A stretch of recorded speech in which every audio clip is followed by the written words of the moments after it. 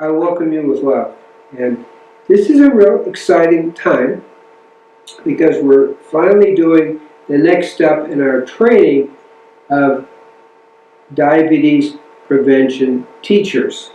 We have programs in 5 countries in Africa and in Mexico and in Brazil, and this is a training program to empower you folks. Okay, that's key. I've been working with diabetes since 1973. You can kind of do the math of that, and you see we're looking at 35 years, 45 years of working on this. And I'm giving you a very condensed experience so you can best work with the populations that you're working with. This is me at my home in Patagonia, Arizona, not Patagonia, Argentina, and we're up in the mountains. And we read this: when health is absent, wisdom can't reveal itself. That's the key. This is from the Tree of Life Foundation, and that's me. There is a cure for diabetes. That's the book that is translated into the different languages. And here's the key. Diabetes is a huge disease going on in our world. And by 2050, they're projecting that 1 out of 3 people in the United States will have diabetes. And in some places in the United States, like in the border of Texas, we're actually talking about 1 out of 2. So it's a huge problem. Diabetes is the #1 cause of adults being blind. It's the #1 cause of kidney failure. And it's the #1 cause of surgical amputations from what happens of the degeneration of the blood vessels that happens in diabetes. So it's quite profoundly bad news. 3/4 of the people who have diabetes actually die of heart disease. So we're looking at major things. Now this is the belief system, and it's totally wrong. But this is what people believe. The New York Times, diabetes has no cure. That's totally wrong, but that's what they believe. It's progressive and fatal. Diabetes is an incurable disease. It is an urgent health problem in the Latino community. Well, it is an urgent health problem in the Latino community, but it is not incurable. That's the American Diabetic Association. That's how much they know. There's a problem. The allopathic approach doesn't work. So in their experience, it's not curable. My experience, it's very curable. In fact, we heal 61% of type 2 diabetics who aren't on insulin in 3 weeks. That's very curable. And 24% of type 2 diabetics who are on insulin, we get them off insulin and into a fasted blood sugar of less than 100, so which is defined as non-diabetic, in 3 weeks. So obviously, if you know what you're doing, it's curable. Now, our goal today is to help you best know what you're doing. You're not a physician, and I'm not expecting you to have a total program there, but we're giving you an idea that it is curable and it is reversible. And that's worth communicating to the people around you. So, the American Diabetic Association says diabetes is an incurable disease that affects the body's ability to produce or respond properly to insulin. Okay, same thing. It isn't incurable. But belief systems are powerful, and many doctors believe it. But since that it's not curable, since my work has come out since 2007, 11 years ago, that has actually begun to shift. So there are more and more doctors who are actually understanding is that it's reversible and potentially curable. And that's really exciting. You can see it's a world pandemic. These areas are more intensely with diabetes. And look at these. Here's Brazil here, here's Mexico. And now we're looking forward, and we can see suddenly Mexico and Brazil and the Middle East, some places in Africa have greatly increased amounts of diabetes. close to 20% of the population. That's what they're estimating in 2025. So our role is to prevent that from happening, and it can be done. And you folks are the ones that can make a difference. Now here's what I'm talking about in America. We have all the resources. Diabetes is sweeping so strongly in America. Let's not give them bicycles, let's give them wheelchairs. Because everybody's going to have amputations. And I will tell you that in the Native American communities, 90% of the people have diabetes, and a lot of people have amputations. So it's very, very real. Very, very real. Okay, so we can look at North America, we'll look at Cuba, and we can see that this is the female, this is male, that a very high percentage, almost 88% of the people with type 2 diabetes are overweight percentage.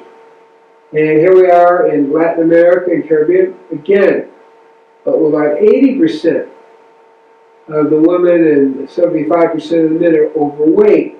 And so what we're seeing is that it's really a problem. So being overweight is part of the problem we see with diabetes. And here we are looking at wheelchairs, okay? Literally, in the U.S. in 2014, they had pretty good statistics. About 30 million people had diabetes, and about 86 million people had pre-diabetes. Again, these are reversible, but what happens is each year, there's about 600,000 people in the U.S. who will get foot ulcers, and about 80,000 of them will require amputation. So we're talking a big deal. Now, once there's an amputation, people usually die within 5 years. So we get how serious it is and how you can help. Now, I'm going to give you a definition of diabetes that you don't really get in medical school and so forth. But once you understand this, this will help you a lot. First, it's a chronic, degenerative, aging, inflammatory process. Chronic degenerative. Okay? It's accelerated aging. It has a genetic component, as I mentioned. So if people have diabetes in their family, type 2 diabetes in their family, or with relatives, they're going to have a higher rate of possibly getting it if they don't change their diet. Now here's the key.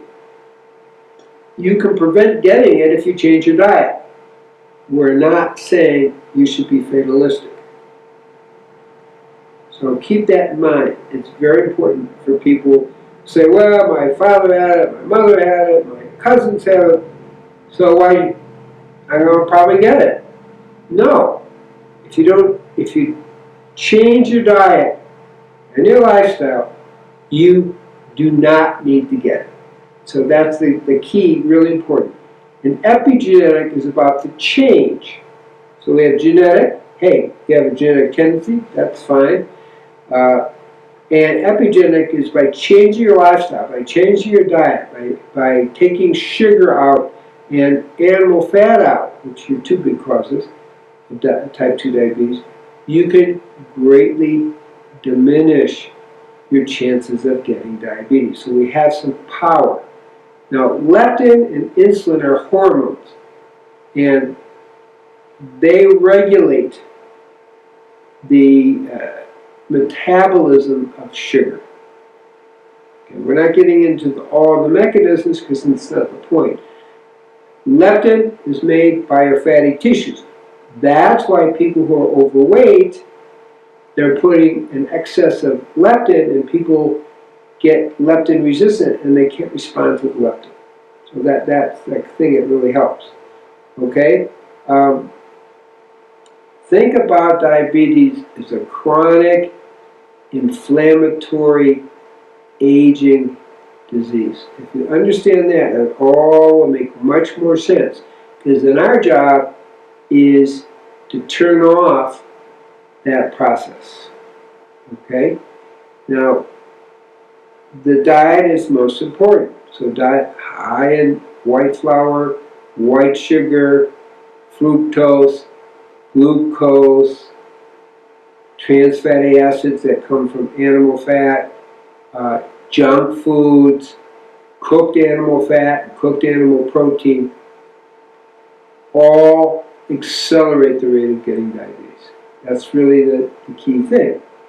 And if the diet is low in fiber, which is what you get when you have a meat-centered diet, and you're stressed, and you're overweight, and you're not exercising, and you're not getting enough sleep, you're exposed to toxic pesticides and herbicides, and heavy metals, you are more likely to get diabetes. And our job is to counsel people about those things. If they can avoid those in their life, they can decrease their potential of getting diabetes if on the screening we see that they have a fasting blood sugar of 100 or above. Okay? So that's the key. And that's your job. So this epigenetic memory. Now that's a fancy term, but what it means is the body has a body memory and it continues to work in a way to bring us towards diabetes unless we turn off the epigenetic switch. That's the key, epigenetic switch, because the diabetes process is when the epigenetic switch has been turned on and we're activating the physiology of diabetes. And I'm going to mention here, you see the word inflammatory cytokine. Those are released by the fatty tissues that inflame the whole system. And inflammation drives aging and drives diabetes, type 2 diabetes, which is chronic, degenerative, accelerated aging. Diabetes type 2 takes between 10 and 19 years off your life. That's the key thing to understand. If we're going to treat it, we have to address all the levels of this epigenetic program. And the reason I'm talking about it this way is so you can see that it's more than saying don't eat sugar. Okay? And I'm going to use the word metabolic memory. Okay? So how do we turn off that metabolic memory that drives diabetes? And how do we regenerate the beta cells of the pancreas which make insulin? That's what we're looking at.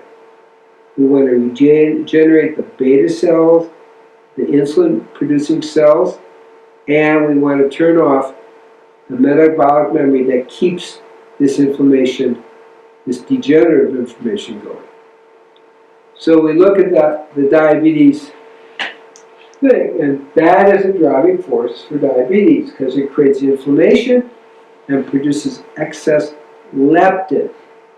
Okay, now probably most doctors don't even know the term leptin. It's not what I was taught in medical school, but it's a key hormone that's released by the fatty tissues that says, if we have an excess, it says eat more food and hold on to your fat.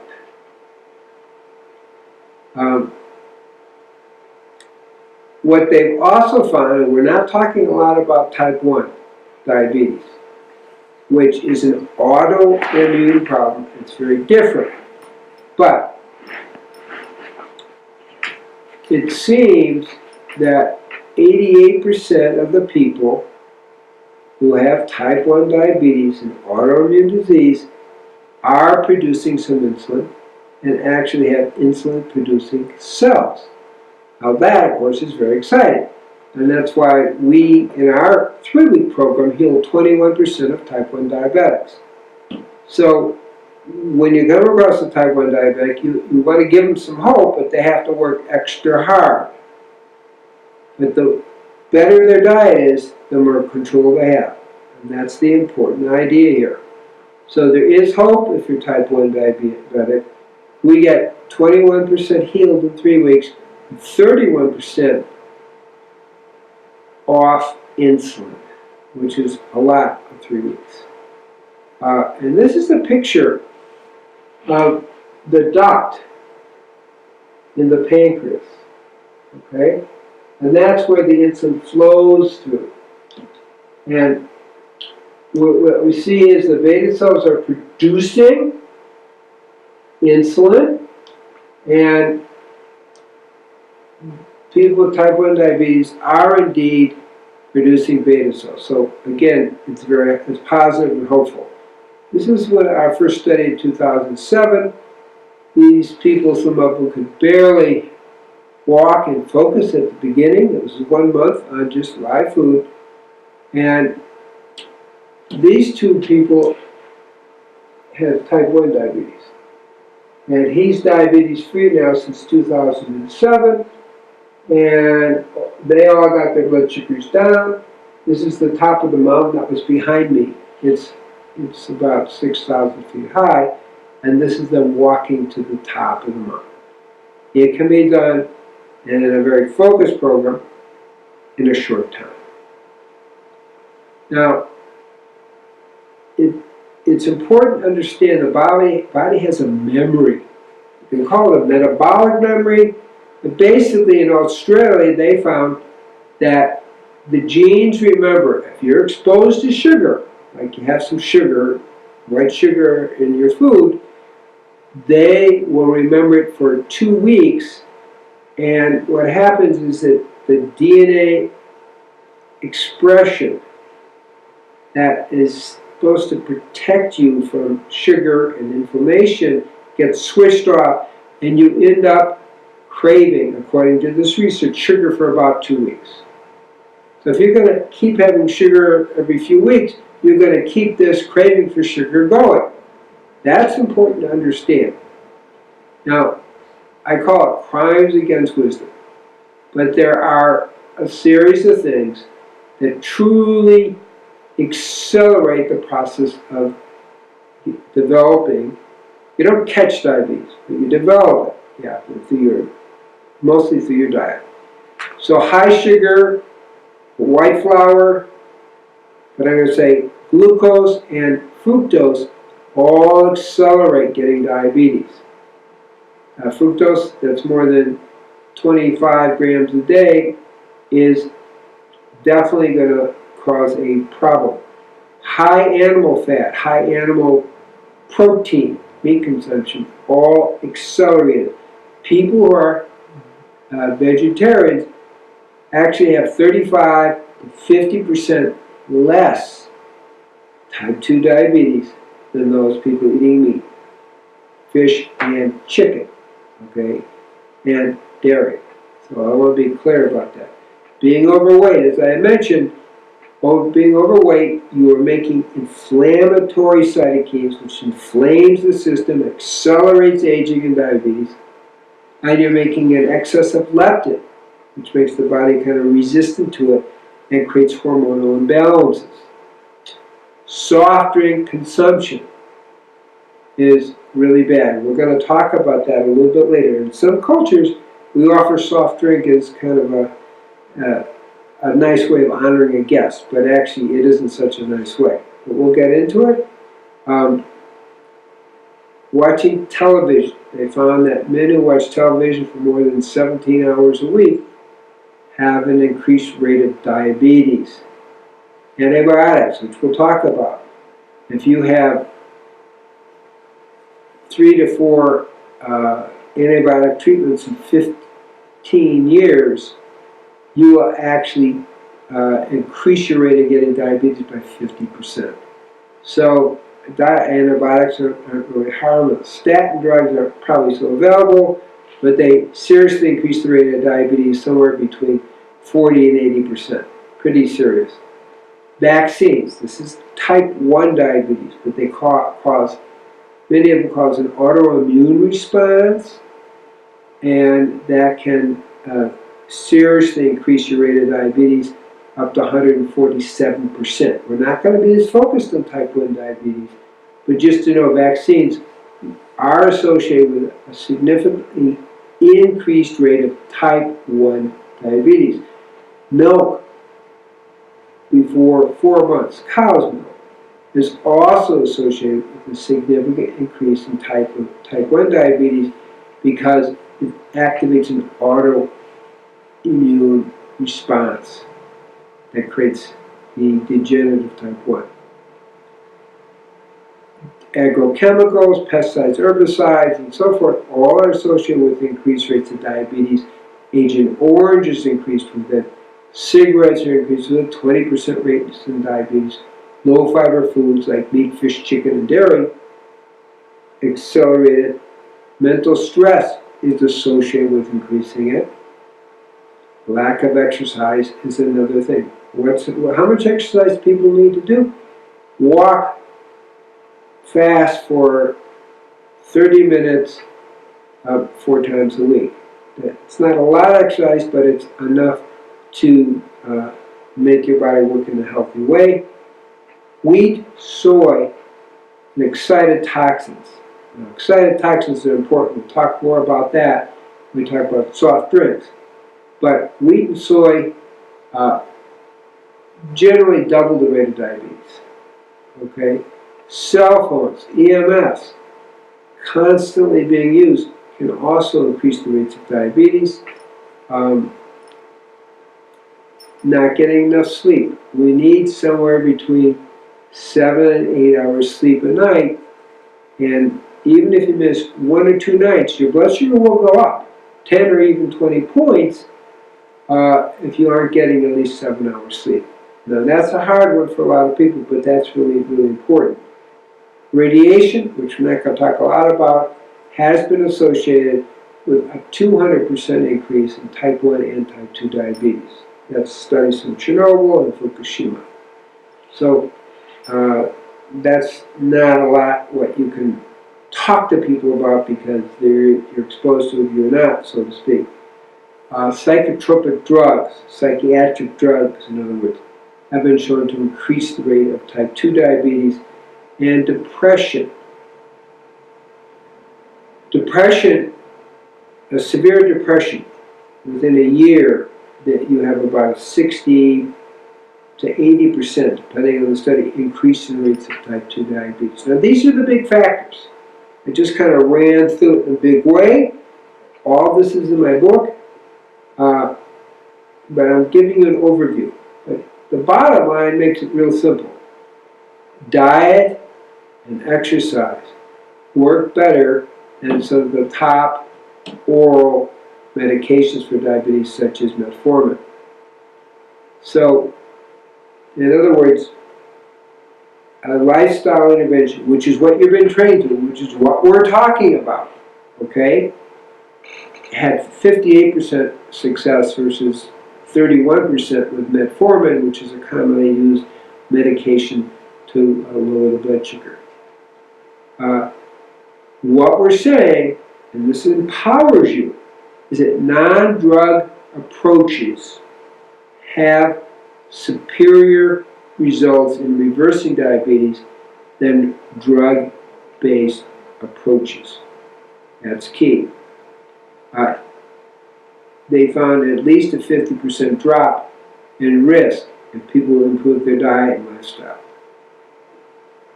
if they are trained that way. So even you may be talking to someone, you tell them all the right things, and they don't do it, there's still a 50% drop, because education is that important. So that's why I emphasize that, put that in, is that educating people how to prevent diabetes actually improves their chances of getting diabetes by 50% less. So that's very cool. If they don't do anything, okay? And here's another study with 500 people.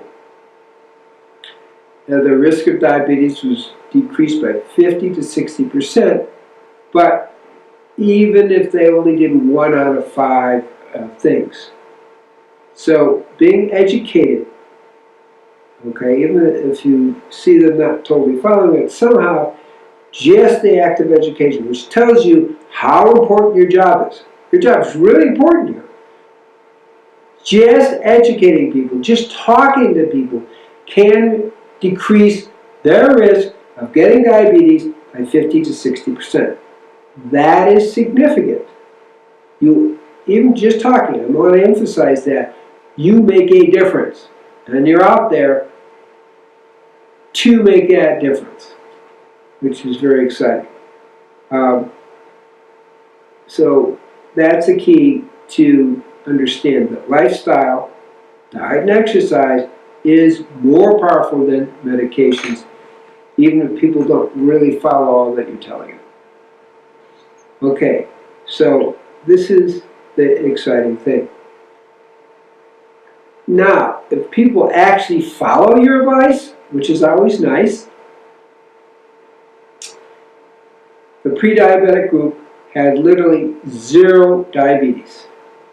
There was 100% drop in risk. So, hey, you're giving your advice, it's good to know that will give you a 50% result whether they follow a whole lot or not. But think how wonderful it is that if they actually follow your advice, you're going to decrease the chance of getting diabetes by 100%.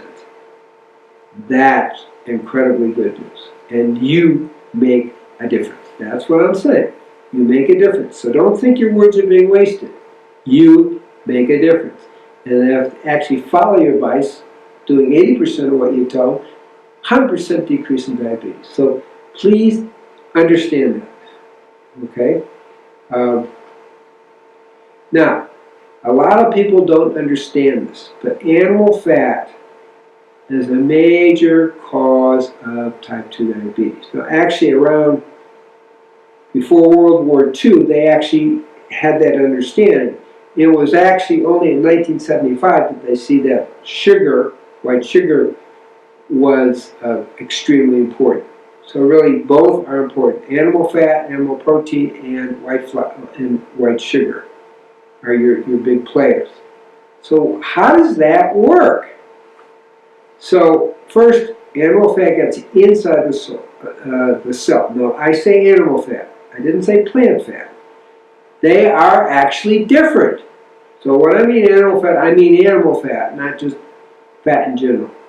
That's very important to understand, and explains why people who are on a vegan diet, who are just on a plant-based diet only, will have 35 to 50% less diabetes, because they're not eating animal fat or animal protein, which increases the rate of getting diabetes. Wow, that's pretty good. So, the animal fat blocks the insulin inside. It interferes with that inside the cell. It interferes with the action of insulin. And it also blocks the insulin receptor sites. And for that reason, animal fat makes our muscles and our liver resistant to insulin, which means the pancreas has to make more and more insulin until it gets exhausted, trying to overcome the insulin resistance.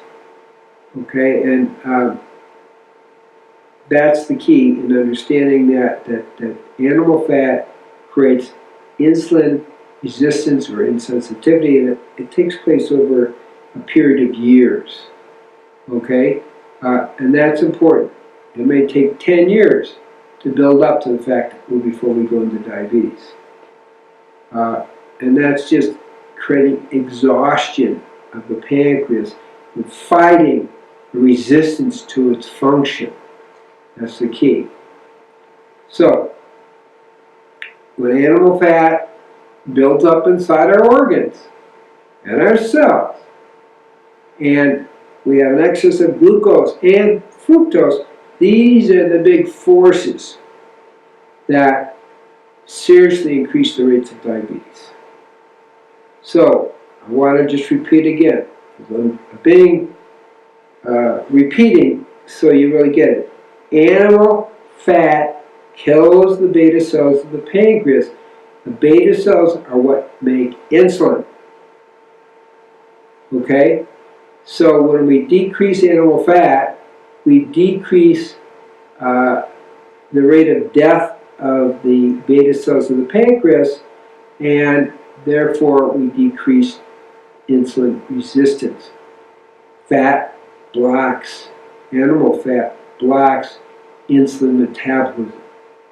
So increased intake of saturated animal fat is a real problem. Now, I also want to emphasize again, animal fat actually destroys the beta cells, particularly fat from fish. Definitely has the worst effect on the beta cells. Okay?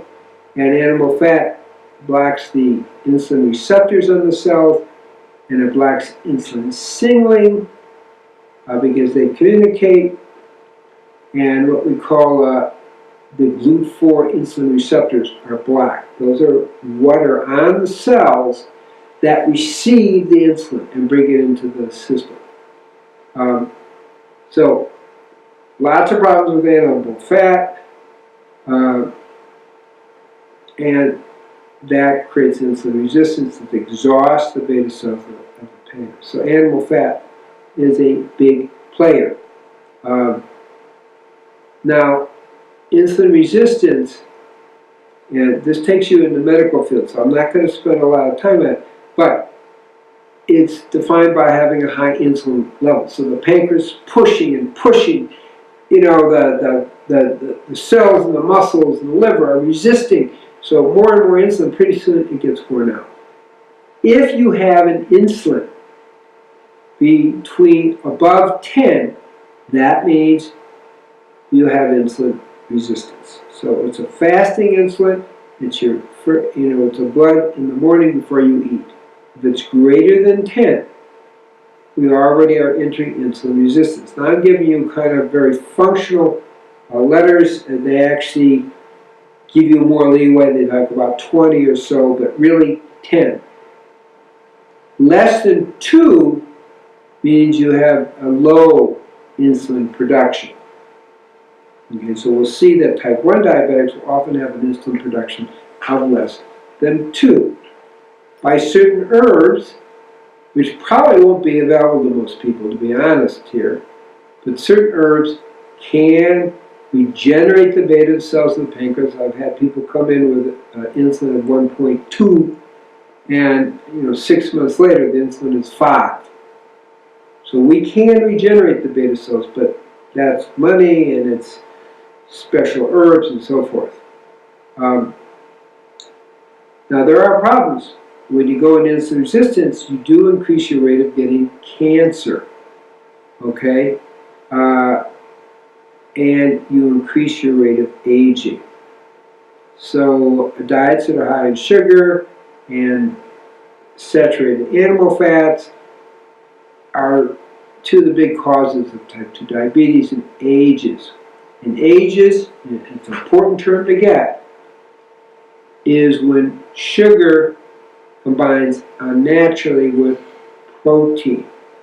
And we see it with when we measure A1C, which is glycosylated hemoglobin. It's a blood test, and a glycosylated hemoglobin of 5.7 or more is a sign of prediabetes, between 5.7 and 6.4. Above 6.4 in A1C, glycosylated hemoglobin, means you have diabetes. Between 5.7 and 6.4 is pre-diabetics. Okay?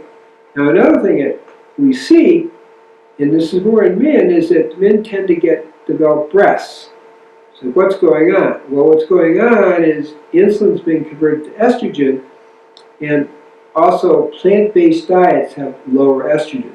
So meat-based diets have more estrogen, and so you have more of a feminization going on in that. And high estrogen increases the rate of diabetes. You want to have high fiber, you want to have antioxidants, increased amount that protect you against free radicals, which free radicals inflame the system. We were talking about diabetes is an increased inflammation that accelerates aging. Okay? So you get higher antioxidants with a plant-based diet and less inflammation. Now, with meat, we have high levels of leucine and methionine. These are amino acids. And leucine is specifically toxic to the beta cells of the pancreas. Now, that is worth understanding. So, besides animal fat, leucine, which you get from meat, fish, chicken, and dairy, actually destroys the beta cells. And second to that is methionine. These are amino acids that are from animal protein. Doesn't seem to happen from plant protein. I don't know exactly why. We just know that the science shows it happens with animal protein because leucine is much higher in an animal protein. That's the key thing.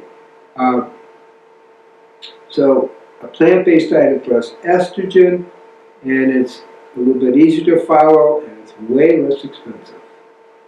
Okay?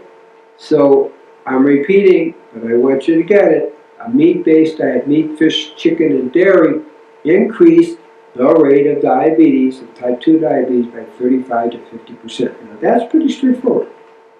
Okay? This is all based on studies with about 1.25 million people, so it's huge, important to understand.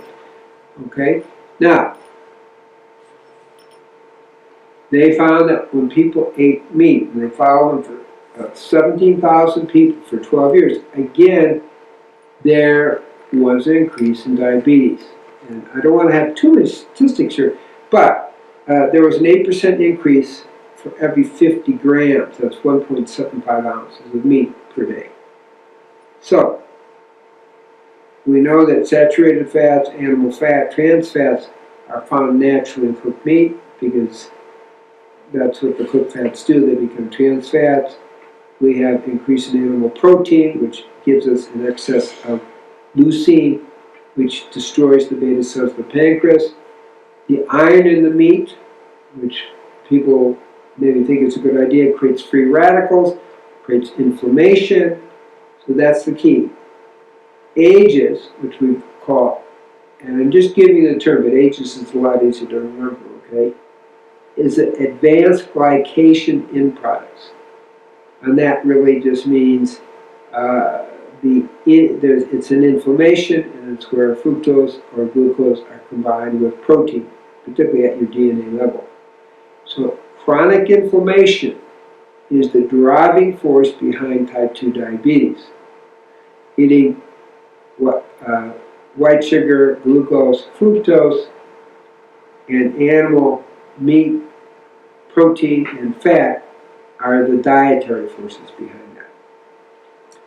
The inflammation we're talking about has been measured. I don't expect you to memorize all this, but they've been able to measure inflammatory markers, tumor necrosis factor, C-reactive protein, and vascular adhesion molecules. Now, the point I'm making, I just want you to get that inflammation is measured. It's just not a term. It's measurable. We measure it. The researchers measured it. And these things increase inflammation. Okay? And ages increase the inflammation. So those are key things. Again, I'm going to emphasize leucine burns out the insulin-producing beta cells. Not really a good idea, and that's what it's much higher in animal protein. A plant-based vegan diet will lower the leucine levels. Okay? And lower leucine levels are associated with decreased diabetes and increased longevity. So, to get as much leucine you get from meat, you'd have to eat 9 pounds of cabbage or 100 apples a day. That would be pretty hard work. So that gives you an idea. So I mentioned industrial pollutants. That's a big thing. And what we know is the pesticides, herbicides, industrial pollutants are higher in animal flesh. About 95% end up in animal fat and animal flesh. So, now, what I'm sharing with you really isn't new.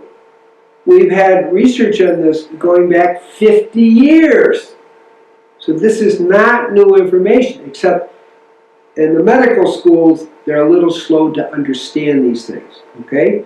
The more meat people eat, the higher rates of diabetes. And people who eat plant-based have much lower rates of diabetes. It's as simple as that. Now, you say, well, what if I eat a little bit of meat? Okay, they even did research on that. It's really interesting, okay? The difference between eating 3% meat or no meat is actually significant. Women who, this is a study with Buddhist vegetarians and Buddhist non-vegetarians, and they found that women who had generally had a single serving of meat, that's 3% of their diet a week, one serving per week, and men who had 2 servings per week had significantly more rates of diabetes. The vegetarian women had 1/4 the rate of diabetes as compared to the woman that ate meat 1 time a week. That's pretty significant. And the men, they had 2 servings a week, and that's about 8% of what most people eat with meat. And they had half the rate of diabetes. So those are very important statistics. So even a little bit makes a difference. Okay? So red meat consumption, beef, pork, lamb, and I'm going to say fish in there, do make a difference, do increase the rate of diabetes because they create chronic inflammation. They also increase higher rates of colon cancer, atherosclerosis, heart attacks. As I said, 75% of people with type 2 diabetes will die of heart attacks. And of course, obviously, chronic inflammation drives diabetes. So, meat of all kinds increases inflammation and the rate of aging and inflammation. So, these are the things. I'm repeating it because by the third time you're going to remember it a little bit. Organic pollutants are 95 to 96% higher in meat. Meat itself contains advanced glycation end products, which increases inflammation. And now they're even finding that there's a certain factor in meat, NEU5GC, which makes people form antibodies and creates inflammation. So, summing it up with meat and diabetes, when I mean meat, I mean red meat, but I also mean fish and chicken. It's high in saturated fats. It's acidic. And people who are acidic had a 56% increased rates of type 2 diabetes. And acidic, you can measure it by first urine in the morning. It needs to be normal between 6.4 and 7.2. If it's less than that, you're acidic. Meat consumption increases insulin resistance, big problem. Meat consumption has ages, particularly if it's baked, grilled, fried. All of that will increase your rate of getting diabetes. And meat is higher in estrogen, and we know that high estrogen tends to stimulate diabetes. Now, really want to make a point. We used to think fish was the most healthy food, and I understand that's really not it now. In Europe, fish eaters appear to have a 38% increase in diabetes because fish fat is the most toxic to the beta cells of the pancreas. And if you just had 1 serving a day per week of fish, you're increasing your rate of diabetes by 5%. So that means if you have fish every single day, you will increase your rate of diabetes by 35%. Meat increases the rate of diabetes by about 19% if you're doing it every day. So even the fish oils have been associated with increased rates of blood sugars. So it's a problem. We want to do plant-based omega-3, long-chain omega-3s. So what we get is if people are having fish 2 or more times a week, it definitely decreases the function of the beta cells. So even though with meat, fish, chicken, and dairy, you have all that, fish is the most diabetes producing. Just get that. Fish is the most type 2 diabetes producing flesh food, okay? And even the omega-3 fish oils will increase your rate it will increase your blood sugar. So, 2 helpings per week of fish decreases beta cell function. So, that's the key to understand. We used to think fish is the most healthy food, and it turns out to be it's the worst for diabetes. Okay.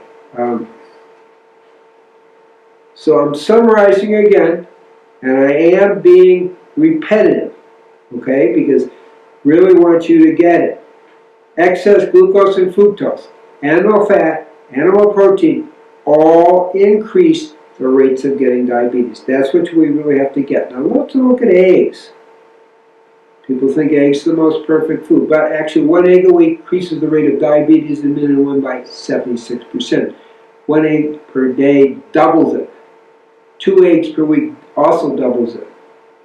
And if you're going to have an egg a day, you're egging on diabetes. I don't like to make too many puns because of the Spanish and Portuguese translations. But an egg a day shortens people's lifespan. Now, lifestyle is important. Sleep happens to be extremely important. We really need to get between 7 and 8 hours of sleep, and that will helps a little protection against diabetes. If you go to 6 hours or 5 hours sleep for a few days in a row, it will increase your fasting blood sugar. First, that's your blood sugar first thing in the morning before you've eaten. It does really do it. Brushing your teeth seems simple, but 65% of the people with diabetes will have gum infections, and those gum infections can affect heart function as well. Now here you see an interesting process. This is World War I, this is World War II. So when sugar was cut down, that's blue, the rate of diabetes, deaths decreased too. So there's a direct relationship between less sugar and less people dying from diabetes. That's World War I, that's World War II. And this is this book, this came out in 1975, and it's called The Saccharine Disease by Dr. Thomas Cleve. So that was where everybody said it's got to be sugar, and then we forgot about the animal protein and animal fat. Soft drinks, it's a huge problem. So let's talk about that. Artificial sweeteners are worse than just sugar in the soft drinks. So we have soft drinks, and we have artificial sweeteners, sucrose, aspartame, saccharin. They all cause diabetes rather than prevent it because they disrupt our normal bacteria in our bowel. So people, and this is the study of over 3,000 people, they showed basically if people eat the artificial sweeteners, they're going to have trouble with their sugar management. So, saccharin is another big problem. So here's what the research shows. I make a joke, diabetes. So they did a study, 14-year study, 66,000 people. It's a big study. 1 can of soda per week increases the rate of type 2 diabetes by 33%. 2 cans of soda per week increases the rate of diabetes by 50%.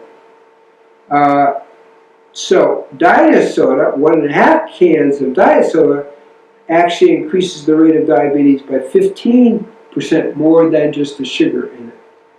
So women who had diet soda, 50 ounces of soda weekly, which isn't all that much, they increased the rate of getting type 2 diabetes by 60% compared to regular soda drinkers who are drinking 50 ounces of soda.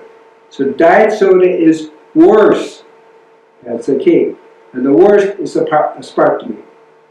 So the research also shows that regular soda drinkers are 10 times more likely to get type 2 diabetes. So soda is really not a good idea.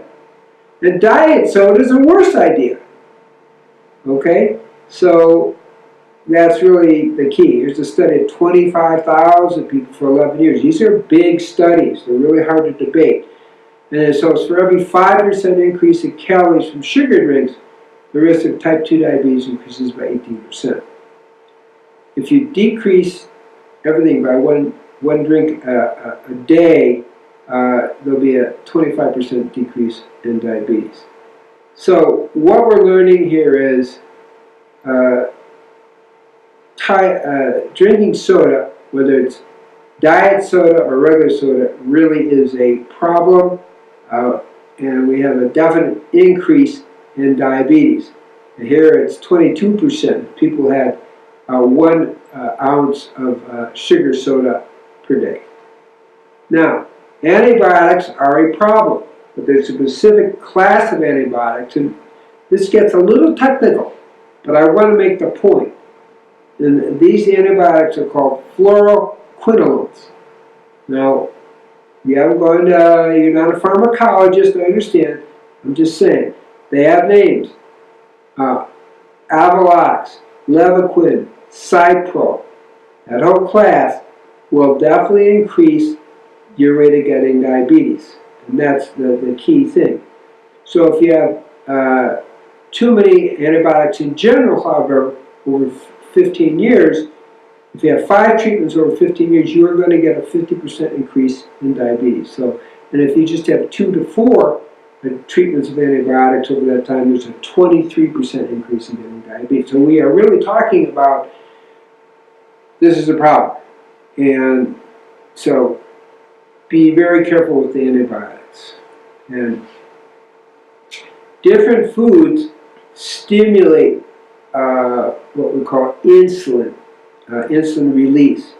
And what's interesting here is you look at brown rice and white rice, they're going to increase glucose over insulin release. When we go to beef and yogurt and fish, it's just the opposite. They actually increase excess insulin release, which is associated with increased amount of, obviously, diabetes really, but also cancer, particularly cancer of the stomach, and also heart disease. These are the problems we get with type 2 diabetes. Loss of vision, retinopathy, destruction of the neurological system, neuropathy, nephropathy, which is kidney destruction, atherosclerosis, depression, poor digestion, and actually increased rates of Alzheimer's disease. Literally, we double the rate of Alzheimer's disease with diabetes. So what are we saying? We're going to sum it up, because it's always good to sum it up. We have 10 times, with diabetics, 10 times more death from cirrhosis of the liver, 100% increase in suicide, and suicide for diabetic men was double that of non-diabetics. Suicide for diabetic women was about 50% higher. And death from alcohol is 70% higher in men and 110% higher in women. So, your help, it can save people's lives. That's how important your job is. If you give them a really good advice and they follow it, you are saving people's lives. Okay? Now, for every 10 years people had diabetes, type 2, the brain was 2 years older than a non-diabetic. And the higher your fasting blood sugar is, the more the brain decreases in size. Okay? The longer you have diabetes, the greater chance of a risk for dementia, Alzheimer's. So the brain size of diabetics decreased twice as fast as of non-diabetics. So really, people with type 2 diabetes do lose mental function and basically brain functions. So, what's normal? Normal fasting blood sugar is 70 to 85. And above 86, you have an increased rate of heart disease and diabetes and cancer.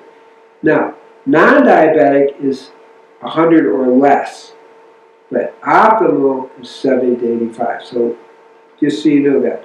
This is what it looks like when you do a glucose tolerance test, which you won't be doing, but it peaks. So on a glucose tolerance test, if you are above 180, it's a sign of maybe diabetes. Here's another sign. This is what we call prediabetes. There's a spike because you get a sugar thing and then boom, it spikes up because your pancreas is very slow in secreting insulin. So if your blood sugar is averaging above 110, the beta cells of the pancreas, which produce insulin, start to die. Okay? And fructose is a big player in associated causing diabetes. You take fructose, it doesn't raise your blood sugar right away, but it causes many other problems. It is not safer. When they introduced fructose in the 1980s, and they measured the result of diabetes from 1980 to 1997, there's a 2,100% increase in diabetes. So it's a problem. They really create ages, advanced glycation in products. It's 10 times more active than glucose in creating these. And cancer cells of the pancreas really, really love fructose 10 times more, and 10 times more inflammation in the brain. It's a big deal. So fructose disrupts the leptin insulin signaling. So fructose causes a problem not directly, but indirectly by all these disruptions. That's the key thing. And fructose doesn't turn off the appetite. There's a hormone that controls appetite, ghrelin. And glucose will actually say, okay, I'm full, stop. It secretes ghrelin and stops. Fructose doesn't do that. Okay? And so it blocks also the leptin signal to stop eating. So these are big things. We have to advise our people to stay away from fructose. It is not safer. You can have 15, 25 grams of, like a banana or 2 a day, a kiwi, things like that. But you want to minimize it. Okay? And that's the key. So excess fructose, which everybody thinks is harmless, increases not only chronic diabetes degenerative syndrome, insulin resistance, metabolic syndrome, these are all terms around diabetes, but it increases heart disease, high blood pressure, obesity, gout, kidney stones, non-alcoholic fatty liver disease, brain inflammation, cancer, accelerated aging, and ages. So fructose is not your friend, and knowing that, you're empowered to tell people to avoid it. Okay, so we're really looking at this whole program, which is how do we turn off this epigenetic program that is the driving toxic force that creates the diabetes. And it works pretty well. These are people in our 3-week program. You see here's almost up to a fasting blood sugar of 370, and as soon as they hit our program, it goes to normal.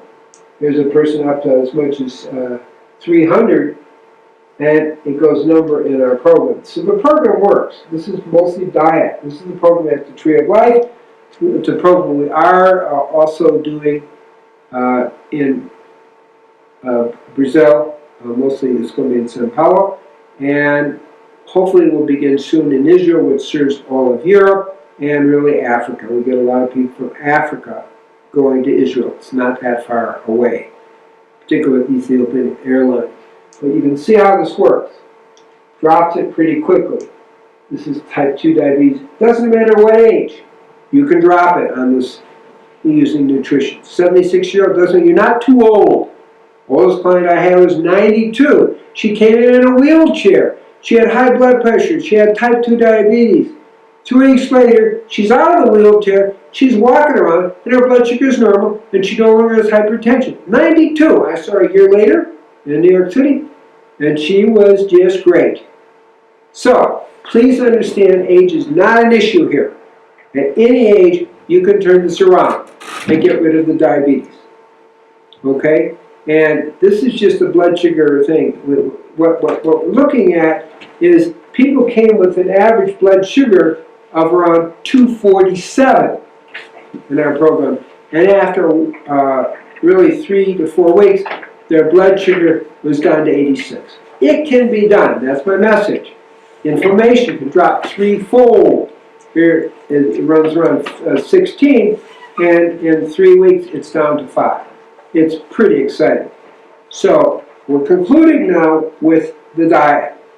This is a diet that's sprouts and leafy greens and vegetables, sea vegetables, which are kelp and nori.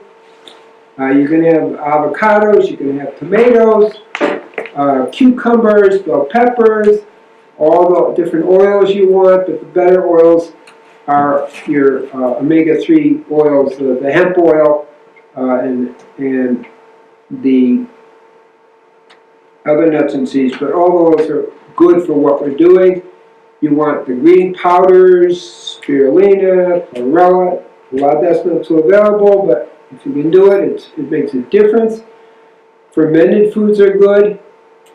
Kimchi and seed milk, sauerkrauts are all really good. The sweeteners that people can use are stevia and xylitol, so people can have sweeteners. That's really important. Legumes are good, and we kind of tend to minimize caffeine. Once you're healed, then you can add grains into the diet. And that's a key, and a little bit of fruit. Particularly, you can do goji berries and pomegranates, a little bee pollen, maca, blueberries, bilberries, and green apples. So I just want to point out in our 3-week program how well people do. They went from 247 in 3 weeks to 86. That's better than any other programs that are out there, but it can be done. That's my point. Okay? Dropped 161 points in fasting blood sugar. Average weight loss is 18. And 97% of the people who are type 1 and type 2 diabetic were off all medications. 97% were off all their diabetic medications, including insulin. Type 2 diabetics were not on insulin. 61% were healed in 3 weeks. 24% on insulin were off their insulin and healed in 3 weeks. Pretty exciting. Here's the summary. We want to avoid all carbohydrates except leafy greens, non-starchy and fibrous vegetables, sprouts, and sea vegetables. Okay? So that's a diet that's 25-35% carbohydrate. Okay? 25 to 45% raw plant fat, 10 to 20% raw plant protein, depending on your constitution. So we're dropping the carbohydrates, we're dropping the grains, we're dropping the sugars, we're dropping the sweets. We're doing vegetables and avocados and that kind of thing, and sprouts. That's the diet that works. So if you go 100% live food, which not everybody's going to do, it's very, very powerful for healing diabetes. And when you're using live food, it decreases inflammation significantly, because the results you saw was a 3-fold decrease in inflammation in 3 to 4 weeks. Remember, the inflammation is the driving force behind type 2 diabetes. There's a lot of weight loss that happens, people coming to their normal weights, a lot of diabetics are overweight, and losing weight decreases leptin and the inflammatory cytokines, all of which improve your overall health and protect you from diabetes. So that's your plant source only diet in the Bible, Genesis 1:29, that's what it says. Okay? That's the diet that's recommended. So maybe we knew about diabetes at that time. And God was just telling us, here's the diet to protect you from diabetes. All organic food is important because the pesticides and herbicides disrupt the beta cells of the pancreas. Moderate exercise, I mentioned, and that's walking fast about for 30 minutes, like 4 times a week. Adequate sleep, really getting between 7 and 8 hours sleep a day, a night, I mean. Meditating, prayer, these all really make a difference. And your diet has to be individualized to your constitution. Some people need a little bit more protein, a little bit less. This diet drops your cholesterol to normal, but the key here is you want a cholesterol around 160 at the lowest. You don't want to go lower than that because of problems of low cholesterol. Okay? And this is so important as teachers here, getting people to love themselves enough to want to heal themselves. And the understanding with the quote by the great American poet Ralph Waldo Emerson, society is always taken by surprise by any new example of common sense. Okay, there's the book. There's A Cure for Diabetes. It has all this laid out in great detail, and it's translated into Portuguese and also Spanish. So these are some of the books I've written, and people can get the products from us, but really the key is your diet and your lifestyle. So may you be blessed in understanding this, that you are empowered to go out into the world and educate people to prevent them from getting diabetes, or if they do, even reversing it. And understand that the people's results by education is very, very, very powerful. You are actually saving people's lives. So may you be blessed with this information. Amen.